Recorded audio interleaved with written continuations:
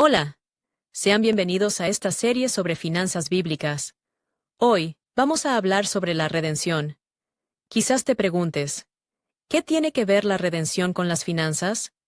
Si tienes dudas, pregúntame y yo te explicaré todo. Hablar de finanzas a la luz de la Biblia, sin mencionar la redención, es muy difícil. Si te pregunto qué es la redención, probablemente pensarás en el perdón de los pecados y en escapar de la condenación eterna. Pero la redención no es solo eso. En la antigüedad, la redención era un concepto muy común en la cultura hebrea. En Levítico 25:25, la Biblia revela su significado de manera clara y sencilla para esa época. La redención solía estar relacionada con la recuperación de una propiedad. En aquellos tiempos, si una persona estaba endeudada y no podía pagar, podía ser vendida como esclava al acreedor. Esa persona se convertía en propiedad de su acreedor. Sin embargo, un familiar cercano podía reunir el dinero necesario para pagar la deuda y liberar a su pariente de la esclavitud. Por ley, en esa época, el pariente debía pagar la deuda para redimir a su familiar. Puede parecer complicado entender esto hoy en día, pero era algo muy común en la cultura hebrea de aquel tiempo. Esta redención ofrecía la oportunidad de que el deudor fuera tratado por su familia como un miembro más, y no como un esclavo en manos de otro señor. Imagina que un familiar tuyo estuviera endeudado, y tú tuvieras que comprar su libertad. El hecho de que fueras su pariente aseguraba que lo tratarías con amor, cuidado y dignidad. Eso es lo que representaba la redención, ser un miembro amado de la familia. Ahora, pensemos en cómo esto se aplica a nuestra vida espiritual. Si una persona tenía una deuda y era esclava de su acreedor, solo alguien con los recursos necesarios podía pagar esa deuda y traer redención. En Efesios 1:7 dice, en quien tenemos redención por su sangre, el perdón de pecados según las riquezas de su gracia. La deuda que Jesús pagó con su sangre era el pecado. En 2 de Pedro 2:9 también encontramos referencia a esto. Cuando Adán y Eva en el jardín del Edén aceptaron la propuesta del pecado de Satanás, se convirtieron en sus esclavos, y lo mismo ocurrió con toda la humanidad.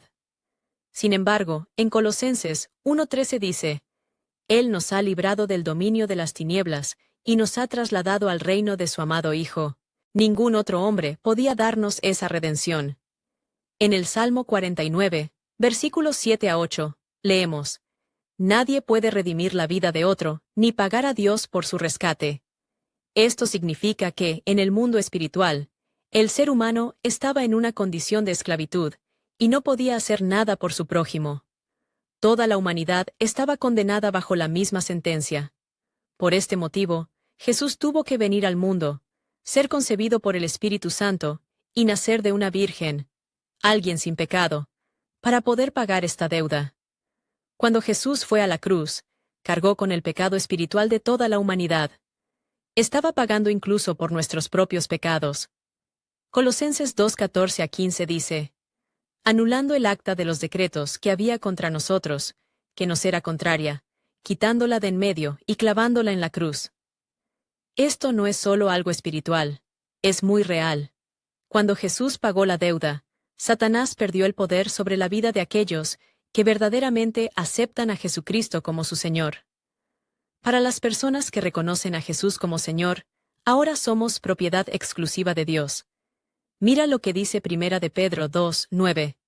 Pero ustedes son linaje escogido, real sacerdocio, nación santa, pueblo adquirido por Dios, para que anuncien las virtudes de aquel que los llamó de las tinieblas a su luz admirable. Antes éramos esclavos, pero ahora, por la gracia de Dios, somos parte de su familia. Según la Biblia, solo entra al reino de los cielos quien reconoce la legalidad de la redención de Jesús. Esa legalidad es reconocida cuando admites que tenías una deuda, el pecado, y reconoces que Jesús es el Señor. Si crees de corazón que Dios resucitó a Jesús, serás salvo. Confesar a Jesús como Señor y reconocer que antes eras esclavo de otro dominio, pero ahora reconoces a Jesús como tu Señor, es muy importante. Dios, en su infinita bondad, gracia y misericordia, nos recibe como parte de su familia. La única condición para entrar en la familia de Dios es aceptar a Jesucristo como Señor. Según la Biblia, si has hecho este reconocimiento, estás salvo, y ahora eres un hijo amado del Padre. Este es el primer paso, pero no es el último. Ahora formas parte del reino de Dios. Si aún no has hecho este acto de reconocimiento, te recomendamos que lo hagas de todo corazón, antes de buscar cualquier otra cosa que este mundo pueda ofrecer. Mira lo que dice Marcos 8:36. ¿De qué le sirve a uno ganar el mundo entero si pierde su alma? En el próximo episodio, vamos a hablar exactamente de cómo esto se relaciona con las finanzas.